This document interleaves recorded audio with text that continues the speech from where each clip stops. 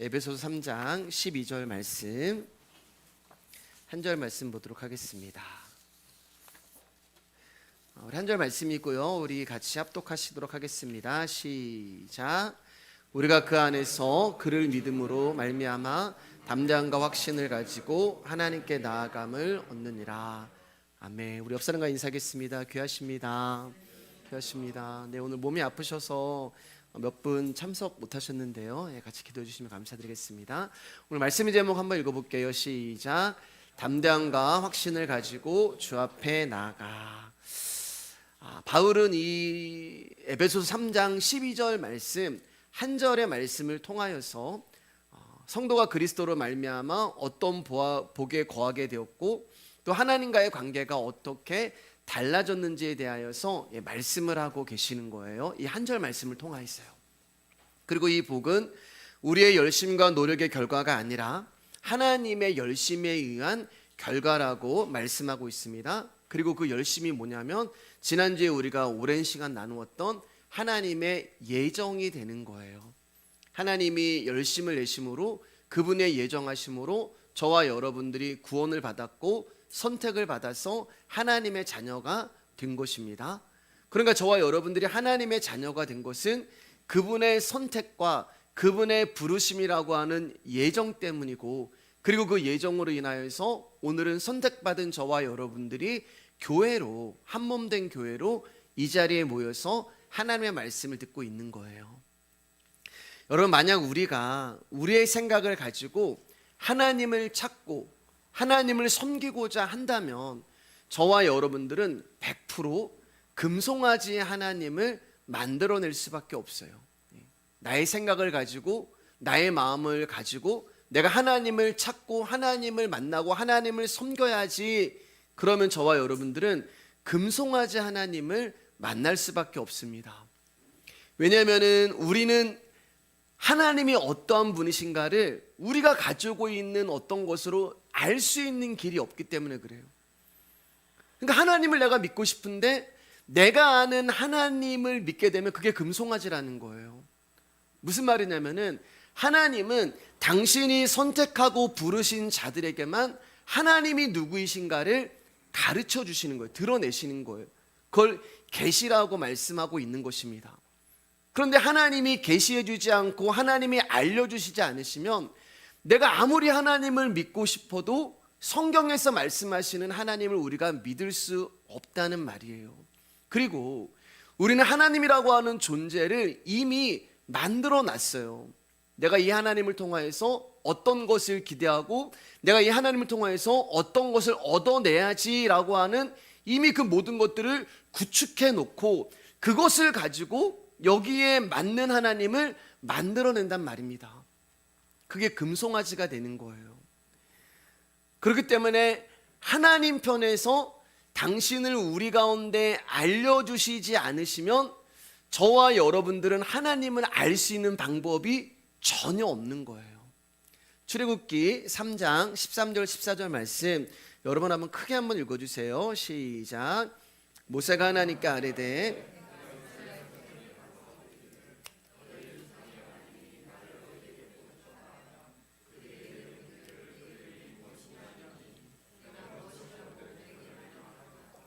하나님 모세에게 이르시되 나는 스스로 있는 자이니라. 또 이르시되 너는 이스라엘 자손에게 이같이 이르기를 스스로 있는 자가 나를 너희에게 보내셨다 하라.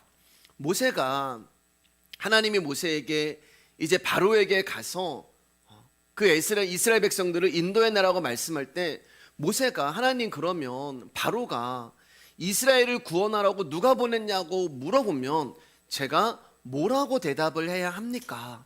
그러니까 무슨 말이에요? 하나님을 어떻게 제가 설명을 해야 합니까? 하나님에 대해서 제가 어떻게 말씀을 드려야 합니까? 그 이야기를 하고 있는 것입니다. 그래서 하나님이 뭐라고 말씀하시는 모세 가운데 나는 스스로 있는 자야. 스스로 있는 자. 하나님을 어떻게 설명해야 돼요? 하나님을 바로에게 가서 제가 뭐라고 얘기해야 돼요? 그때 하나님께서 당신을 모세에게 알려주시는데 나는 스스로 있는 자야, 이렇게 말씀하세요. 이 스스로 있는 자라는 것이 하나님의 이름 여호와가 되는 거예요. 나는 여호와야. 나는 스스로 있는 자야.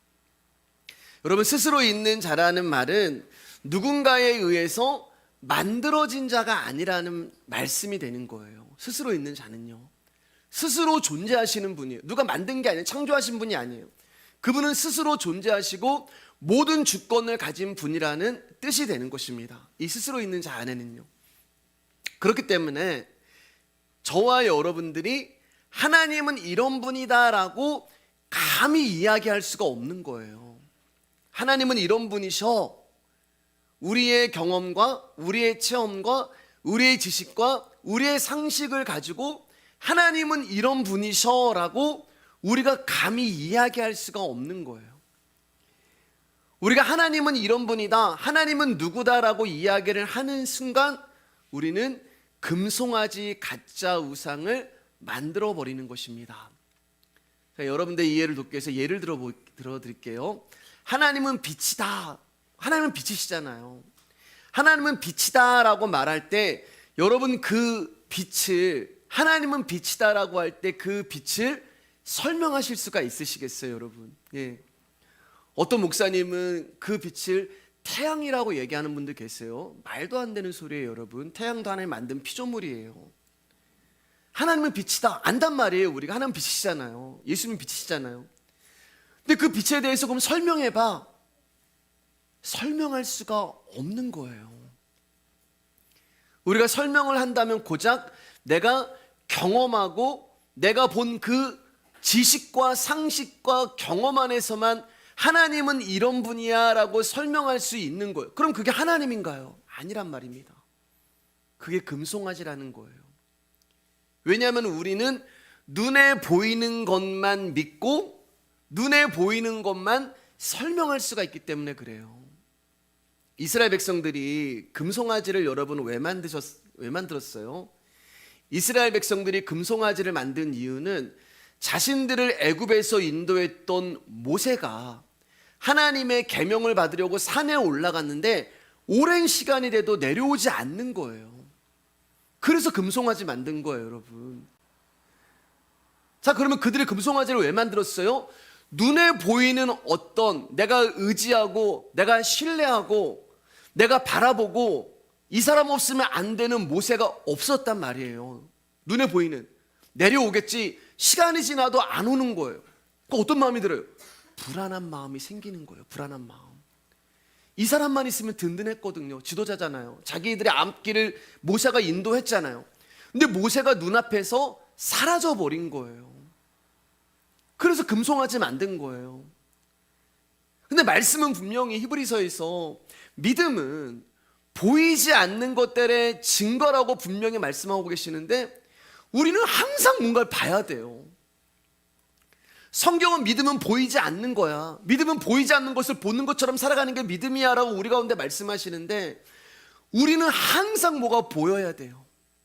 항상 뭐가 잡혀야 되고 항상 뭐가 느껴져야 되고 그리고 내가 보고 느끼고 잡히는 것들을 통하여서 평안과 안식을 얻으려고 합니다.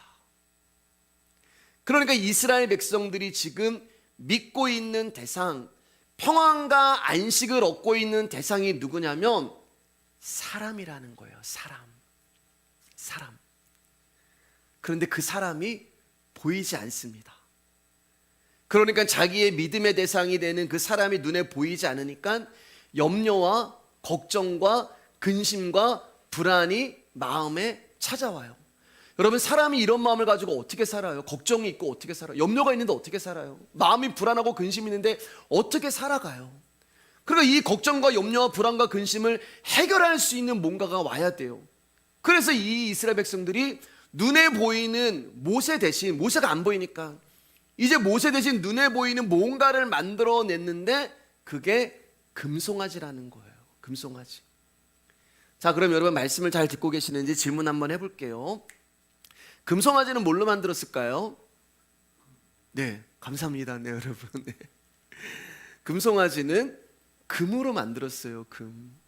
자, 그러면 하나님을 알지 못하는 자들에게 있어서 신이란 딱 두 가지밖에 없는 거예요.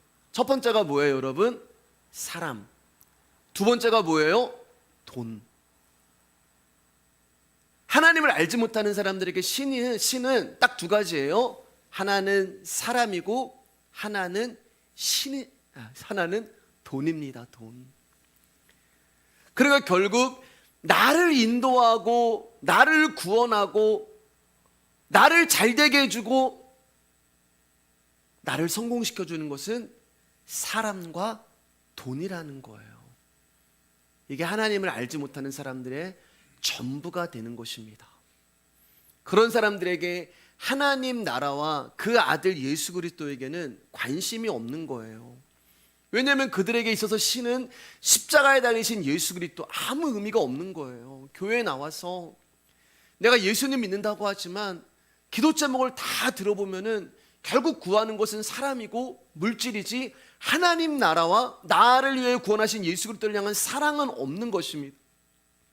그러니까 우리가 교회에 나와서 주여라고 부르짖고 전부 기도하는 것은 사람과 물질을 찾아요. 왜냐하면 그것이 그들에게 신이기 때문에 그렇습니다. 그리고 30배, 60배, 100배 주시는 하나님이 진짜 하나님이고 그런 하나님을 설교하는 목사가 인기 있고 능력 있는 종이 되는 거예요. 제가 그래서 인기가 없는지 모르겠습니다, 여러분. 웃어주셔야 되는데 너무 심각하셔서 항상. 사랑하는 여러분, 우리의 어리석음이 그거라는 거예요. 빛을 만드신 하나님을 봐야 되는데, 빛을 만드신 하나님을 알아야 되는데 하나님이 만드신 빛에 집중을 하는 거예요.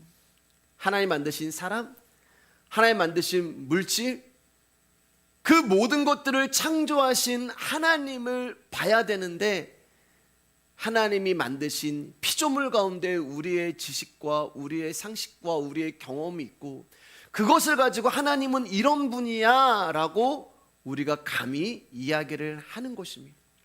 그렇기 때문에 우리는 하나님을 설명할 수가 없어요, 여러분. 그분이 당신을 계시해 주신 것만큼만 우리는 그분을 알아갈 수가 있는 거예요. 그리고 그분은 저와 여러분의 신앙과 믿음에 맞게 당신을 조금씩 계시해 주고 계시는 거예요. 그럼 하나님은 어떤 분이신가? 하나님은 눈으로 보이지도 않고 우리가 만질 수도 없는 분이세요. 그러나 그분은 살아계신 분이십니다. 아멘. 그분은 나와 함께 하시고 임재하시고 운행하시고 역사하시고 보이지 않는데 보이는 분이시고, 신기하죠? 만질 수 없는데 느껴지는 분이시고 내 옆에 계시는 분이시고, 이거 어떻게 설명할 수가 있어요? 보이지 않는데 보이고 만질 수 없는데 만져지고 느낄 수 없는데 내 옆에 계시는 분. 그렇기 때문에 감히 사람은 사람의 경험과 지식으로 하나님을 설명할 수가 없는 거예요. 그런데 어리석은 사람들은 자꾸 자기가 하나님을 봤다고 이야기하고 하나님을 자기의 틀 안에 가두어 두려고 합니다. 고작 자기가 경험한 것, 자기가 체험한 것, 말씀 조금 아는 것, 신앙생활 오래 했다는 것, 직분을 가지고 하나님은 이런 분이고 하나님은 저런 분이야 라고 정의를 하는 거예요. 우리 히브리서 11장 6절 말씀 크게 읽어주실까요? 시작. 믿음이 없이는 하나님을 기쁘시게 하지 못하나니 하나님께 나아가는 자는 반드시 그가 계신 것과 또한 그가 자기를 찾는 자들에게 상 주시는 이심을 믿어야 할지니라. 하나님께 나아가는 자는 반드시 그가 계신 것과 또 그가 자기를 찾는 자들에게는 상 주시는 분이라는 것을 믿어야 한다라고 말씀하고 계세요. 그래서 사람들은 이 말씀을 가지고 우리가 하나님께 나아가자, 하나님 앞으로 나아가자, 믿음을 가지고 하나님께 나아가고 앞으로 나가자, 그분의 상을 받자라고 외치는데, 여러분, 우리 말씀일개 성도님들 여러분, 우리는 하나님께 나아갈 수 있는 자가 아니에요. 우리는 하나님 앞으로 나아갈 수 있는 자가 아닙니다. 아니, 못 나가요. 우리의 결단이나 우리의 힘이나 의지로 그분께 한 발자국도 나갈 수가 없어요. 마음은 원인데 못 나가요. 못 움직입니다. 그럼 하나님께 나아가는 것은 뭘까? 하나님께 나아간다는 것은 그분의 삶을 산다는 거예요. 예수의 삶을 산다는 거예요. 그리고 그 예수의 삶을 사는 자들에게 하나님이 상을 주신다는 것입니다. 자, 그러면 저와 여러분들이 예수의 삶을 살아가시나요? 내 인생을 볼 때 그분의 삶이 나오시나? 여러분들은 말할 것도 없고 제가 목사잖아요, 여러분. 안 돼요. 여러분, 제가 일주일 내내 이제 교회에 이제 와 있거든요. 교회에 와 있고 늦은 시간까지 있는데, 교회 안에만 있고 목양실 안에만 있고 말씀만 준비하는데도 여러분 제가 제 앉을 것 같은, 아니에요, 여러분. 여기 있어도 거룩한 삶을 살아가기를 원하는데 그 삶이 안 돼요. 용서하고 싶은데 용서가 안 되고, 인내하고 싶은데 인내가 안 돼요. 말씀은 제가 그렇게 선포하고 하나님 제가 이 말씀대로 살기를 원합니다라고 이야기를 하지만 그 다음날 되면 또 다른 인간의 본성이 드러나요. 목사도 안 돼요, 여러분. 사랑하길 원하는데 안 되고, 용납하길 원하는데 안 되고, 그게 38년 된 베데스다의 목가에 누워있는 그 병자인 저와 여러분이란 말입니다. 마음은 들어가고 싶은데 못 들어가요. 마음은 내가 은혜 받고 싶은데 못 받고, 마음은 성화되기를 원하고 마음은 구원받기를 원하는데 들어갈 수가 없어요. 화목하고 싶고 하나 되고 싶고 사랑하고 싶고 들어갈 수가 없어요. 손가락 하나 꼼짝 못하는 게 우리예요. 이런 우리가 어떻게 하나님께 나아가는 자는, 그리고 여러분 우리가 어떻게 그분이 반드시 가 계신 것과, 이거 솔직히 아니잖아요, 여러분. 여러분 이런 믿음 없잖아요. 저도 없고요. 이 말씀을 달달 외우기만 하면 내 지식이지, 하나님 진짜 계신가? 아니, 하나님이 계시다면 왜 이런 일이 생겨? 그럼 우리가 하나님께 나아갈 수 있는 방법은 무엇인가? 여러분 다 아시죠? 그분이 오셔야 하는 거예요. 내가 나아갈 수 없기 때문에 그분이 오셔야 되는 거예요. 그분이 오셔서 당신을 알려주셔야 되는 거예요. 어제 저희 이제 청년들 모여서 성역 공부를 했거든요. 예, 이제 저희 청년들하고 제가 이제 말씀을 좀 나누고 조금 더 깊이 성경을 좀 이렇게 가르치고 싶은 마음이 있어서 말씀을 좀 나눴습니다. 같이. 예. 이거 가지고 우리가 한참을 나눴어요, 여러분. 우리는 혼돈과 공허와 흑암이란 말이에요. 우리라는 존재는 죽어있는 존재예요. 죽어있는 존재가 어떻게 움직일 수가 있어요? 그래서 빛이 찾아오는 거예요. 예수님이 우리를 찾아오시는 거예요. 그것을 가지고 하나님이 이렇게 말씀하시는 거예요. 우리는 하나님을 찾아가지 못하고 누워서 아무것도 못할 수 있는 흑암과 혼돈과 공허와 죽은 자인데, 빛이신 예수님이 우리를 찾아오시면서 뭐라고 말씀하시냐면은, 내 아들이 온다, 내 딸이 온다, 당신이 찾아가시는데 회개하라, 천국에 가까이 왔느니라. 천국에 오시는 거예요, 여러분. 근데 그분이 뭐라고 인정해 주시는 거예요? 너는 하나님께 나오는 거야. 나는 하나님께 나갈 수가 없는데요. 근데 하나님 우리를 찾아오시면서 내 아들이 나한테 왔다, 내 딸들이 나한테 왔다, 그렇게 말씀하는 것입니다. 왜냐하면 우리 가운데 방법이 없기 때문에 그래요. 그래서 하나님께 나아가고 자기를 찾는 자들 가운데 우리를 찾아오신 예수님이 상이 되는 거예요. 상. 그가 반드시 그가 계신 것과 또한 그가 자기를 찾는 들에게 상이 찾아왔잖아요. 그래서 우리에게는 예수 그리스도밖에 상이 없는 것입니다. 그리고 이 복음이 믿어지는 사람만 하나님을 만날 수 있는 거예요. 우리 다시 12절 말씀 한번 다시 볼게요. 오늘 본문 말씀입니다. 우리가 그 안에서 그를 믿음으로 말미암아 담대함과 확신을 가지고 하나님께 나아감을 얻느니라. 우리가 나아가는 게 아니라 예수 그리스도로 말미암아 우리가 하나님 앞에 서게 되는 거예요. 다시 한번 서두에 말씀드렸듯이 바울은 이 12절 한 절 말씀을 가지고 성도가 어떻게 그리스도로 말미암아 복에 거하게 되었고 하나님과의 관계가 성립이 되었는지를 설명하고 있습니다. 예수 그리스도로 말미암아 그 일이 됐다는 거예요. 그런데 여기 보면은 담대함과 확신을 가지고 나아간다라고 이야기를 하고 있어요. 그러면 어떤 뜻이 될까요, 여러분? 우리는 담대함과 확신을 가지고 나아갈 수 있는 존재가 아니었다는 말입니다. 여기 담대함과 확신을 가지고 나아간다라고 하는 이 말의 뜻은, 정확한 뜻은 들어갈 수 없는 어려운 곳에 들어간다라는 뜻이 되는 거예요. 나는 도저히 들어갈 수 없는 곳, 내가 가진 어떤 조건과 능력과 힘으로는 절대로 갈 수 없는 곳, 그곳을 들어갔다. 그게 담대함과 확신을 가지고 나아갔다는 말의 뜻이 되는 거예요. 다시 한번 여러분의 이해를 돕기 위해서 한번 설명해 볼게요. 여러분, 이제 우리 자녀가 있는데 전교에서 이제 꼴찌를 해요. 제 아들이라고 하고 싶지만 꼴찌는 안 해서, 어쨌든 우리가 자녀가 있는데 전교에서 꼴찌를 해요. 그러면 여러분, 이 아이가 서울대에 들어갈 수 있을까요? 없을까요? 대답 좀 해줘 보세요. 전교에서 꼴찌하는데 서울대 들어가, 너무 기가 막혀서 대답을 못 하시죠? 못 들어가요. 주님이 오셔도 안 돼요, 여러분. 아무리 막 신앙의 힘을 내가 사용한다고 해도 이 일은 절대 일어날 수가 없어요. 그런데 어느 날, 제 아들이라고 할게요. 제 아들이 꼴찌를 하는데 서울대 못 들어가는데 저희 집에 이제 우편물이 하나 딱 왔어요. 근데 보내는 사람이 서울대학교 총장인 거예요. 뭔가 심상치 않잖아요. 그래서 봉투를 딱 열어보니까 그 안에 이렇게 적혀 있는 거예요. 축하합니다.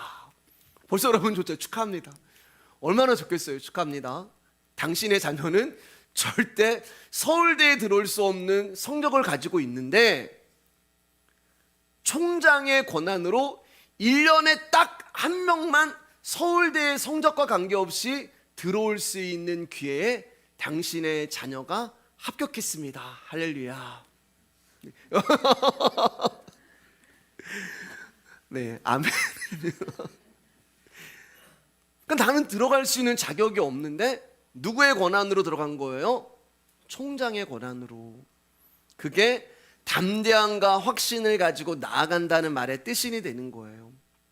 내 자녀가 서울대학교에 담대함과 확신을 가지고 나아갈 수 있는, 절대로 들어갈 수 없는 곳에 들어갈 수 있는 그 근거가 뭐냐? 총장이라는 거예요. 총장. 성적도 안 되고 뭐도 안 되는데 총장의 권한으로 쟤는 우리 학교에서 받아줘. 총장의 백으로 서울대에 당당히 들어가는 거예요. 여러분, 저와 여러분들이 하나님 나라에 들어갈 수 있는 근거가 없는 자라는 말입니다.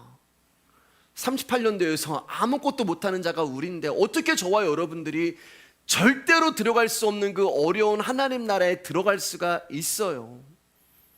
나에게 조건도 없고 나에게 자격도 없고 더군다나 나는 심판받아 마땅한 죄인 중에 괴수인데 이러한 나를 예수 그리스도가 당신 안에서 당신을 믿음으로, 이것도 우리가 믿는 게 아니잖아요, 여러분. 그 믿음을 하나님이 우리 가운데 선물로 주셨잖아요. 그러니까 예수 그리스도로 말미암아 저와 여러분들이 담대함과 확신을 가지고 그 들어갈 수 없는 하나님 나라에 들어가게 된 거예요.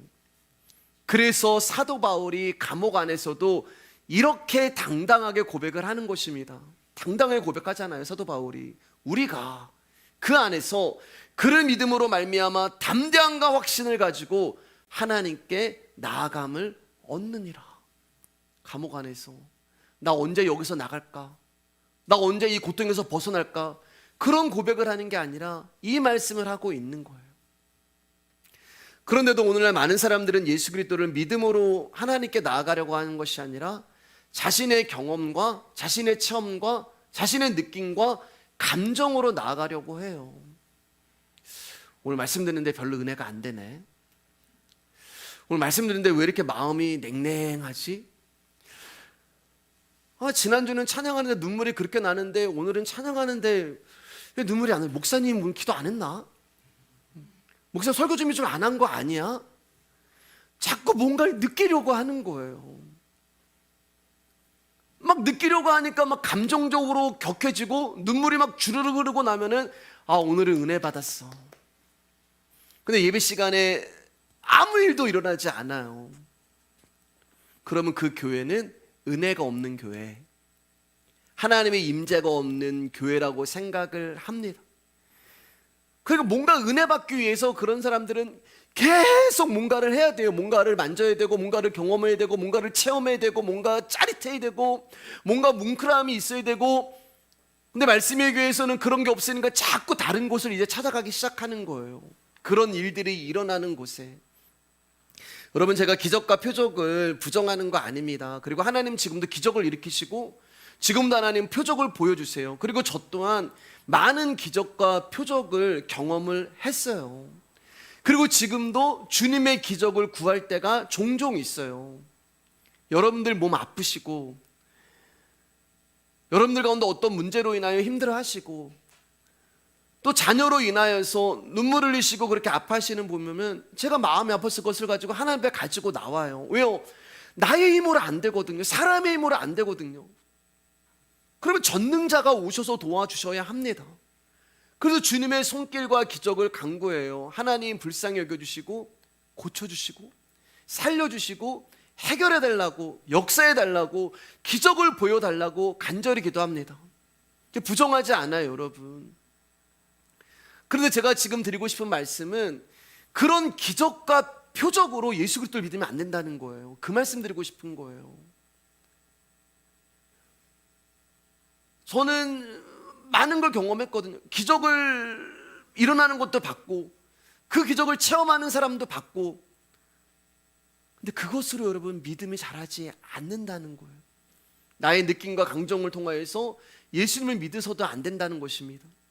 왜냐하면은 그 기적과 표적이 우리를 구원해 주는 것이 아니기 때문에 그렇습니다. 기독교가 핍박받던 시절이 있었잖아요. 예수 믿는다고 사자밥이 되고, 예수 믿는다는 이유로 기름에 튀겨지고,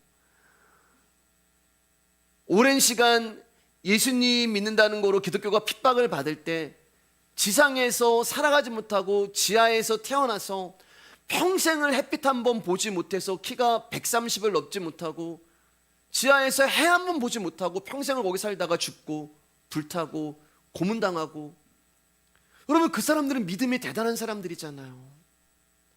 내가 예수님 믿기 때문에 이 믿음 지키려고 정말 내가 불에 타서 죽어도 예수님 부인하지 않고, 내 자식이 기름에 튀겨져서 죽어도 예수님 부인하지 않고, 그 지하에 살아서도 나는 예수님 부인할 수 없기 때문에 거기서 신앙생활 하는데, 아니 왜 그런 사람들 가운데 예수님이 기적을 일으키지 않으시냐는 거예요. 성령의 은사가 일어나게 해주시고, 병든 자가 좀 고쳐지고 귀신 떠나가고 능력을 주시고, 정말 그 사람들은 믿음 하나 지키려고 그 핍박과 모든 박해와 환난을 믿음 하나 지키려고 지금 우리의 신앙과는 비교도 안 될 정도로 그렇게 열심히 믿음 하나 지키고 살아갔는데, 하나님은 왜 그들 가운데는 기적과 표적을 베풀지 않으셨냐는 거예요. 가장 기적이 필요하고 가장 표적이 필요한 사람들 가운데 말입니다. 솔직히 막 불에 타서 죽을 때, 자식이 기름에 튀겨질 때, 너 예수님 부인하면 네 자식 여기서 살려주겠다. 우리가 기독교 역사 보면 많잖아요. 조금 있다 너와 내가 하나님 앞에 설 것인데 믿음 부인하지 말고 기름에 튀겨져 죽어라. 아니 그때 하나님이 기적을 베풀어서 기름에 딱 튀길 때 그 기름을 38도 30도 이렇게 해주면은 얼마나 좋겠어요, 여러분. 하나님의 능력이 나타나고. 잠잠하셨단 말입니다. 잠잠하셨어요. 오늘날 간증 통해서 하나님의 기적을 맛본 사람, 하나님의 표적을 맛본 사람들이 너무나 많은데 왜 그 당시 때는 그런 일들이 일어나지 않았냐는 거예요. 무심할 정도로 왜 그들을 도와주지 않았냔 말입니다. 그리고 또 한 가지 이해가 안 되는 것은 자신들을 도와주지도 않고 자신들을 지켜주지도 않고 자신들을 책임져 주지도 않는 그 예수 그리스도 왜 부인하지 않았냐는 거예요. 죽어나가는데, 기름에 튀겨지는데, 예수님 믿는데, 그럼 예수님이 지켜줘야죠, 보호해줘야죠, 도와줘야죠, 막아줘야죠. 왜 그런데 그렇게도 하지 않는 예수 그리스도를 이 사람들은 부인하지 않고 더 사랑하고 더 믿고, 핍박하면 핍박받을수록 더 강해지고 죽일수록 더 많아지고 자르면 더 자라나고. 만약에 오늘날 그런 사람들이 있었다면 그 사람들은 믿음의 영웅이 돼가지고 막 기독교 역사에 막 드러날 것이고 막 사람들이 추모할 것이고, 근데 그 당시 때는 자기 이름 하나 남기지 못하고 죽은 자들이 태반이라는 것입니다. 사랑하는 여러분, 기적이 믿음이고 표적이 믿음이고 체험이 신앙이라면 기독교는 존재하지 않았을 거예요. 기독교는 그런 종교가 아닙니다. 여러분, 기적에 자기 부인이 있나요? 표적의 십자가 은혜가 보이세요? 여러분, 체험에 하나님의 말씀이 들어있나요? 우리가 예수 그리스도를 믿는다는 것은 말씀이 우리 안에 들어오셔서 나와 함께 하는 것입니다. 그게 진정한 힘이에요. 기적과 표적이 일어나지 않아도 말씀 하나 붙들고 믿어지는 것, 이게 진짜 기적이잖아요. 우리가 그리스도를 안다는 것은 십자가의 생명이 내 안에 들어오셔서 나와 연합이 되고 하나가 된다는 것, 그게 진짜 힘이에요. 눈앞에 뭔가 일어나지 않아도, 손에 잡히지 않고 귀에 들리지 않아도 내 안에 말씀이신 예수 그리스도가 믿어지는 것, 이게 진짜 보물이라는 것입니다. 그래서 로마서 10장 17절 말씀 가운데 믿음은 들음에서 나며 들음은 그리스도의 말씀이다라고 설명하고 있는 거예요. 믿음은 말씀을 듣는 것입니다. 그러면 저와 여러분들이 지금 말씀을 듣고 있다는 것은 믿음이 우리 안에서 일을 하고 계신다는 거예요. 나는 느끼지 않지만, 나는 보여지지 않지만, 나는 잡혀지지 않지만 믿음이신 하나님이 내 영혼 안에 지금 오셔서 일을 하고 계시는 거예요. 여러분, 우리는 이 말씀을 받을 수 있는 자격도 없는 자들이었습니다. 아무런 상관이 없는 우리를 찾아오셔서 내 안에 믿음을 주시고 내 안에서 일을 하시는 거예요. 그 말씀을 받아들이고 안 받아들이고의 권한은 나에게 없어요. 나에게 없어요. 이 말씀 내가 저 싫어요, 없어요. 여러분, 저 예수님 안 믿을래요, 이런 거 없어요.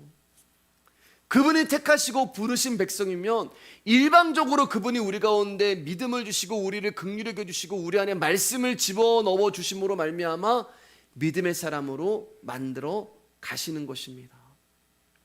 그렇기 때문에 그분이 말씀하시면 내 환경과 상황과 관계없이 하나님의 일이 나타나는 거예요. 때로는 내가 원하지 않는 고난이 일어나기도 하고, 때로는 내가 바라지도 않는 축복이 일어나기도 하고, 나는 아무것도 안 하는데 하나님이 내 안에서, 내 인생 가운데서 당신의 말씀을 통하여서 그 일을 행해 가시는 거예요. 개척을 하고 또 여러분도 말씀의 교회 함께 하시고 3년이라는 시간을 뒤돌아 봤을 때, 교회도 그렇고 저의 개인적인 삶도 돌아봤을 때 진짜 은혜밖에 없구나라는 고백 말고는 다른 게 할 게 없습니다. 제가 이번 주 말씀을 준비하면서 진짜 은혜밖에 없구나. 어떻게 살았지? 어떻게 3년이라는 시간을 살았지? 한 번도 굶은 적 없고 부족한 거 없고, 분명히 앞을 보면은 굶어야 되고 부족해야 되고 힘들어야 되고 가난해야 되고 궁핍해야 되는데 돌아보면은 은혜밖에 없구나. 내 안에서 누군가 일을 하시는 거예요. 여러분 안에서 누군가가 여러분의 어떠함과 상관없이 일을 해 나가시는 거예요. 그분이 이루시는 것입니다. 그러니까 내가 믿음이 없어서 안 이루어지는 것이 아니라 하나님이 원하시면 이루어지는 것입니다. 여러분, 이렇게 표현해서 죄송한데요, 여러분이 기도원을 가고 또 어떤 부흥에 가서 눈알이 빠지도록 울고 콧물을 줄줄 흘리면서 기도를 한다 해도, 또 전기가 오는 것처럼 막 찌릿찌릿한 신비한 체험을 한다 하더라도 그 느낌이, 그 감정이, 그 체험이, 그 경험이 믿음이 될 수 없다는 거예요. 하나님 알아갈 수 있는 동기는 될 수 있겠죠. 그런데 자꾸 거기에만 집중을 하면 무당이 신내림 받는 거랑 다를 게 하나도 없습니다. 그리고 계속 거기만 찾아가요. 말씀에 적응을 할 수가 없어요. 여러분, 우리가 흔히 영빨이 있다고 하는 사람들 말에 혹하잖아요. 그리고 그런 사람들 앞에 서면 왠지 내가 작아지는 것 같잖아요. 왜 그런지 아세요, 여러분? 그 사람들이 가지고 있는 경험과 체험과 신비함 앞에 그것은 아니야 라고 하는 담대함과 확신이 나에게 없기 때문에 그래요. 다시 말하면 내 안에 말씀이 없기 때문에 그렇습니다. 그래서 당당할 수가 없는 거예요. 근데 바울은 당당하잖아요. 그거 아니라고 이야기하잖아요. 말씀이 믿음이야라고 이야기하고 예수가 전부라고 이야기를 하잖아요. 사랑하는 여러분, 예수 그리스도를 배우시고 예수 그리스도를 공부하시길 주님의 이름으로 축복합니다. 요한복음 10장 3절 말씀, 너무 잘 아는 말씀이죠. 영생은 곧 유일하신 참 하나님과 그가 보내신 자 예수 그리스도를 아는 것이니이다. 하나님 앞에 딱 두 종류의 사람만 남습니다. 딱 두 종류밖에 없어요. 말씀이 들리는 사람과 말씀이 들리지 않는 사람. 하나님 앞에서는 딱 이 두 종류의 사람만 나눠져요. 잘 사냐 못 사냐 이건 변해요. 건강하냐 아프냐 이건 변해요. 잘 사시던 분이 어느 날 망하기도 하고, 또 힘들게 살던 사람이 어느 날 성공하기도 해요. 몸이 건강한 사람이 어느 날 암이 걸리기도 하고, 너무 연약한 사람이 어느 날 건강해지기도 해요. 저 사람이 이쁜가 안 이쁜가도 변해요. 지난주는 굉장히 예뻤는데 이번 주는 안 이뻐요. 그분은 항상 이쁘신 분인데 내 안에 있는 감정과 내 안에 있는 마음과 환경으로 인하여서 우리가 보는 것도 달라지잖아요, 여러분. 그러나 절대적으로 변할 수 없는 것이 하나 있는데, 말씀이 들리는가 들리지 않는가요. 이건 어떻게 할 수가 없단 말입니다. 내가 들어야지 아무리 다짐하려고 노력을 해도 들려지지 않는 거예요. 근데 문제는 무엇이냐, 이 복음이 들리지 않고 말씀이 들리지 않는데도 너무 태평하다는 거예요. 이 말씀이 들리지 않고 복음이 들리지 않는데도 들린다고 착각을 하는 거예요. 그냥 예수라는 금송아지 믿고 있기 때문에 그렇습니다. 교회만 다니면 다 된다고 생각을 하는 거예요. 말씀이 감지가 안 되고 자각이 되지도 않는데도, 그 복음이 생명의 내 영혼을 때리는 울림이 없는데도 불구하고 나는 교회 다녀라는 이유로, 모태신앙이야 라는 이유로 말씀이 들린다고 착각을 하는 것입니다. 제가 어제 성경 공부하면서도 제가 한 청년을 이야기를 했는데, 여러분도 한번 제가 말씀드린 것 같아요. 이 청년이 주일만 지나면은 이제 화요일 날 커피를 딱 들고 저를 찾아와요. 근데 이렇게 A4 용지를 펼치는데 질문이 30가지가 돼요. 제가 했던 설교가 얼마나 안 들리면은 궁금해가지고 그걸 적어 온 거예요, 여러분.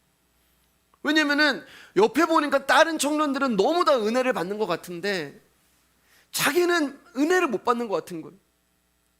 근데 말씀이 들리지 않으면 구원받은 거 아니야 라고 이야기하니까 자기 안에 이게 너무나 마음이 어려운 거예요. 그 설교를 들으면서 1번 막 적어놓고 필기하고서 이게 무슨 뜻이지? 이게 무슨 뜻이지? 이게 무슨 뜻이지? 그게 30가지 정도가 됐어요, 여러분. 그러니까 제 화요일 날의 사역은 그 친구를 만나는 거예요, 따로. 그래서 막 제가 3시간 4시간 설명을 해도 목사님 그래도 이해가 안 되는데요, 잘 모르겠는데요. 어느 날 이 친구가 예배를 하는데 앞에 나와서 무릎을 꿇고 방석 꿇고 막 울면서 가슴을 치면서 기도해요. 저는 은혜 받았나? 말씀이 들리나? 그렇게 생각을 했는데, 이 친구가 왜 기도하냐면 그게 너무 무섭고 두렵고 하나님 앞에 괴로워서 안 들리는 거예요, 말씀이. 근데 그거 가지고 하나님 나는 왜 이게 이해가 안 됩니까? 나는 왜 믿어지? 그거 가지고 우는 거. 저는 너무 그게 은혜 받았어요. 그 모습에 감동받았어요, 여러분. 왜냐하면 저는 사역하면서 한 번도 하나님의 복음이 나에게 들려지지 않는다고 해서 그렇게 가슴을 치면서 우는 사람을 본 적이 없었기 때문에 그렇습니다. 제가 그 청년한테 확실하게 얘기했어요. 넌 하나님 사랑하느냐야. 그렇지 않고서는 그렇게 기도할 수가 없기 때문에 그래요. 지금은 어떻게 됐을까요, 여러분? 지금은 목자도 하고, 지금은 장가도 갔고, 지금은 신앙생활 잘하고 있습니다. 여러분, 내가 들어야지 아무리 다짐을 해도 노력을 해도 들려지지 않는 거예요. 그러나 하나님께서 우리를 긍휼히 여겨주시고 우리를 불쌍히 여겨주실 때, 여러분, 하나님의 은혜가 우리 가운데 임하는 때가 있다는 것입니다. 말씀이 생명이 아닌 지식으로 머물러서는 안 되는 거예요. 성경을 많이 알고 교회를 오래 다니고 이것과 아무런 상관이 없어요. 오늘 교회 처음 나왔는데도 말씀이 그 사람은 뭐예요? 창세 전에 적용이 되는 거예요. 내가 10년 예수 믿었는데 안 들렸는데 어느 날 말씀이 창세 전에가 그 순간이 돼버리는 것입니다. 말씀 이제 정리할게요. 사랑하는 여러분, 사람들이 우리 교회를 어떻게 보는가 이거 중요한 거 아니에요. 사람들이 나를 어떻게 보는가 이것도 중요한 거 아니에요. 내가 주여 주여 하고 주의 이름으로 놀라운 일 엄청난 일 하면 뭐 할 거예요? 그분이 모른다고 하면 끝인데. 그런데 나는 주의 이름으로 말씀을 잘 전하지 못해도, 주의 이름으로 권능을 행하지 못해도, 주의 이름으로 귀신을 쫓아내지 못해도, 사랑하는 여러분, 하나님이 내가 너를 알아 이러면 게임 끝인 것입니다. 더 바랄 것도 없어요. 하나님을 아는 것이 중요한 것입니다. 예수님의 십자가의 복음을 아는 것이 중요한 거예요. 많은 거, 큰 거, 좋은 거, 유명한 것보다 예수님이 누구시고 내가 누구인가를 아는 것이 귀한 것입니다. 이걸 모르니까 자꾸 복음이 아닌 다른 것들 가운데 우리가 묶이는 거예요. 사람의 숫자에 묶이고, 자리에 묶이고, 그걸 또 유지해야 되는 거에 묶이고, 경쟁하고 시기하고. 주님은 우리의 그 모든 짐을 벗겨주시기를 원하십니다. 이제 말씀 마치겠습니다. 사랑하는 여러분, 죄인된 우리가 예수님을 믿게 되고 예수님의 피로써 모든 죄가 용서되고 심판받아야 할 우리가 천국 가게 된 것보다 더 큰 기적은 없는 것입니다. 오늘도 바울이 옥에서 담대함과 확신을 가지고 당당하게 복음을 외칠 수 있는 근거가 무엇인지를 오늘도 깊이 묵상하는 저와 여러분들이 됐으면 좋겠습니다. 그리고 여러분의 인생을 여러분이 원하고 기대하는 세상의 것으로 담으려고도 채우려고도 하지 마시기를 축복합니다. 설사 저와 여러분들이 원하는 것으로 가득 담는다고 해도 만족과 행복은요, 그저 스쳐가는 바람인 거예요. 우리는 또다시 부족함을 느끼고 우리는 또다시 채움받기를 위해서 애쓴단 말입니다. 그러나 내가 예수 그리스도를 알면, 이 영적인 진리를 알면 저와 여러분들은 담대함과 확신을 가지고 들어갈 수 있는 하나님 나라에 들어가게 됨을 감사하면서 살아갈 수 있는 그리스도인들이 될 수가 있는 거예요. 이 담대함과 확신을 가지고 오늘도 살아가시는 저와 여러분들 되기를 주님의 이름으로 축복합니다. 우리가 찬양하도록 하겠습니다.